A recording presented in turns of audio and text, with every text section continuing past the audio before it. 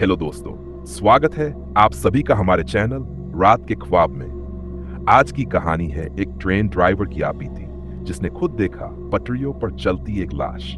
तो चलिए सुरेश यादव की जुबानी सुनते हैं वो खौफनाक रात जो उसकी जिंदगी का सबसे डरावना सपना बन गई। पटरियों पर चलती लाश, ट्रेन ड्राइवर की आप बीती, एक सच्ची लगने वाली, रोंगटे खड़े कर देने वाली, सस्पेंस और डर से भरपूर। रात के 9:30 बजे, स्टेशन नंबर 7। मैं सुरेश यादव हूं, उम्र 55 साल, भारतीय रेलवे में पिछले 35 सालों से ट्रेन ड्राइवर हूं। लेकिन जो बात मैं आज बताने जा रहा हूं वो कोई सपना नहीं है, वो मेरी जिंदगी का वो हिस्सा है जिसे मैं लाख भूलना चाहूं, पर हर रात नींद में एक औरत की चीखें मुझे जगा देती हैं। बात है 20 नवंबर की रात की।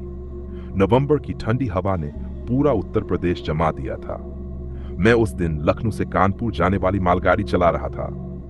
सामने से कोई पैसेंजर ट्रेन नहीं थी, तो हमें रात को 9:30 बजे रवाना किया गया। मेरे साथ मेरे सहायक लोको पायलट दीपक था। हम दोनों ने चाय पी और इंजन स्टार्ट कर दिया। अंधेरे में रेल की रोशनी सीधा पटरियों पर पड़ रही थी और स्टेशन पीछे छूटता जा रहा था। रात के 11:15 झाड़ियों के बीच कुछ दिखा। हम रायबरेली और उन्नाव के बीच के एक सुनसान हिस्से से गुजर रहे थे। उस ट्रैक के दोनों ओर सिर्फ झाड़ियां थीं और दूर दूर तक कोई बस्ती नहीं। ठंड बढ़ती जा रही थी, इंजन के शीशे पर ओस जमने लगी थी। तभी दीपक बोला, सर आप देख रहे हैं पटरियों के बीच कुछ है। मैंने ध्यान से देखा और यकीन मानिए वहां एक औरत चल रही थी, नंगे पांव, सफेद साड़ी, खुले बाल, और सबसे अजीब बात उसका चेहरा नहीं दिख रहा था। अरे हटो, मैंने हॉर्न जोर से बजाया। ट्रेन की रफ्तार लगभग 60 किलोमीटर प्रति घंटे थी। अगर सामने कोई हो तो शरीर चिथड़े हो जाएं। पर जैसे जैसे हम पास पहुंचे वो औरत उसी गति से आगे आगे चलती रही जैसे ट्रेन से आगे बढ़ रही हो। सर ये क्या है? दीपक के चेहरे से खून उतर गया था। रात के 11 बजे, टक्कर और खून। मैंने ब्रेक लगाना चाहा लेकिन बेवजह नहीं कर सकता था। तभी एक पल ऐसा आया कि वो औरत अचानक पटरियों पर लेट गई। ट्रेन उसके ऊपर से निकल गई। मुझे पसीना आ गया। दीपक लगभग चिल्ला पड़ा, सर हमने मार दिया किसी को।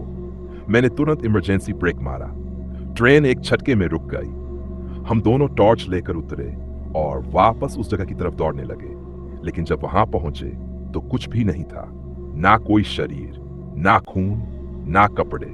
बस पटरियों के बीचों बीच राख जैसी राख पड़ी थी, जैसे किसी को जला दिया गया हो। दीपक कांप रहा था। मैंने स्टेशन मास्टर को वायरलेस पर बताया, लेकिन उसने कहा, उस ट्रैक पर तो कोई एक्सीडेंट रिपोर्ट नहीं हुई है। क्या आप ठीक हैं? रात के 12:15 बोगी में अकेली औरत। हम किसी तरह दोबारा ट्रेन चलाने लगे। दिल में डर और दिमाग में सवाल थे। लेकिन असली खौफ तो तब शुरू हुआ जब हमें इंजन से पीछे किसी के चलने की आवाज आई। दीपक ने झांक कर देखा।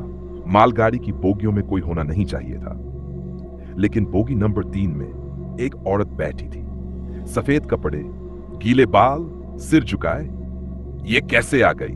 मैंने इंजन रोककर टॉर्च उठाई। जैसे ही हम पास पहुंचे वो औरत बोगी से गायब हो गई।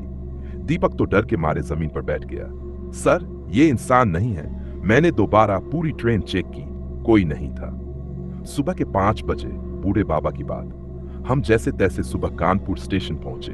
वहां मैंने एक पुराने चाय वाले बाबा को पूरी बात बताई।